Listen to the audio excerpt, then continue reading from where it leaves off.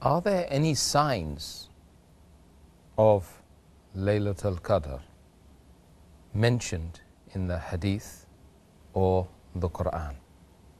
There are signs mentioned in the authentic Hadith of Laylatul Qadr, but alhamdulillah, all the signs that are mentioned, they are seen after Laylatul Qadr has passed. So it is the wisdom of Allah subhanahu wa ta'ala. He does not want us to know exactly, because if we had known, then we have seen the sign and then prayed and done worship.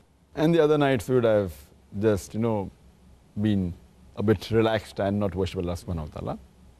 This hadith mentioned in Sahih Muslim that the following of Laylatul Qadr, the next day, the sun will be without rays and it will appear like a dish until it rises high.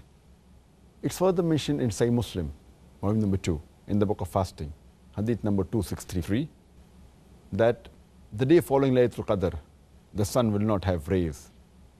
It's further mentioned in Sahih Muslim, volume number 2, in the book of fasting, hadith number 2635, that the Prophet said that on the night of Laylatul Qadr, the moon will appear like a plate towards the fag end of the month.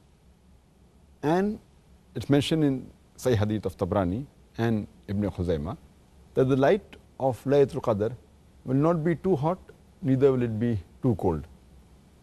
And it will be a generous night, a night of happiness. And the sun, the next day after Laylatul Qadr, will appear weak and reddish. So these are the signs Allah subhanahu wa ta'ala has mentioned in the Sahih Hadith, but all of them there after the Laylatul Qadr comes, so that we yet seek for Laylatul Qadr. Appropriate wisdom then in that case.